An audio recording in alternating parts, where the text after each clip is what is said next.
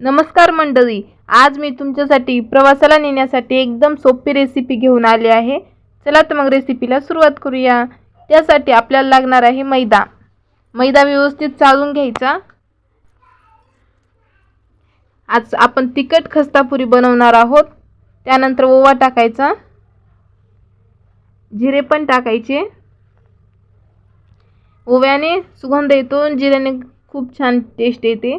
त्यानंतर लाल तिखट, मीठ, चवीनुसार मीठ टाकायचं। व्यवस्थित मिक्स करून घ्यायचं।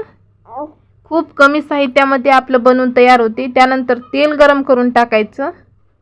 तेल टाकायला विसरायचं नाही, कारण तेलानेच आपलं खुसखुशीतपणा येतो आणि पुऱ्या एकदम महिनाभर टिकतात। त्यानंतर 1 चमचा डालडा पण मी टाकत आहे।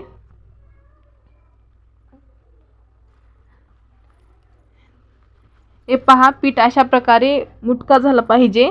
त्यानंतर चुरून घ्यायचं। थोडं थोडं पाणी टाकून चुरून घ्यायचं, एकदाच पाणी नाही टाकायचं। 1 महिना तिखट खस्ता पुरीला काहीच होणार नाही। आपण स्टोर करून पण ठेवू शकता आणि लहान मुले मोठे सर्वजण आवडीने खातील। अशा प्रकारे पीठ चुरून घ्यायचं। हे पहा, त्यानंतर आपण लाटायला घेऊया। थोडंसं पीठ घ्यायचं आणि उंडा गोल भरून घ्यायचा।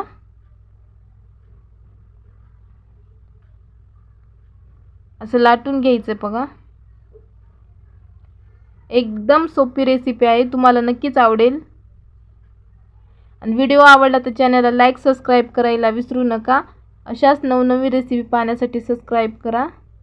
हे पहा, लाटून झालेलं आहे। चमच्याने असे छिद्र करायचं, कारण आपल्या पुऱ्या फुगू नये।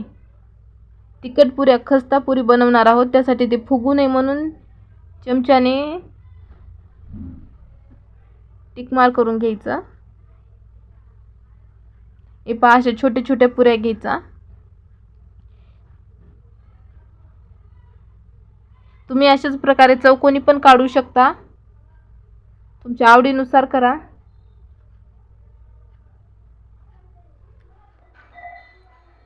एकाच वेळेत आपल्या कितीले पुऱ्या बनवून तयार आहेत। तेल गरम करायला ठेवलं होतं। अशाच प्रकारे सर्व पुऱ्या टाकून द्यायच्या। गॅस कमी करायचा, गॅसवरच तळून घ्यायचं।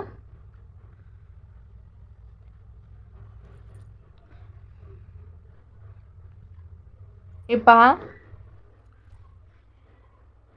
सणाला पण तुम्ही असं करू शकता।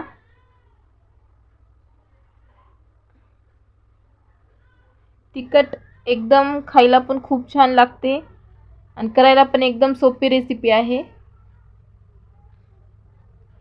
कमी गॅसवर तळून घ्यायचा, टाइम लागतो तळायला। कमी गॅसवर तळलं तरच ते कडक खस्ती बनते। हे पहा, तळून तयार आहे। तुम्हाला हा व्हिडिओ कसा वाटला नक्की कळवा। खा प्या, एन्जॉय करा।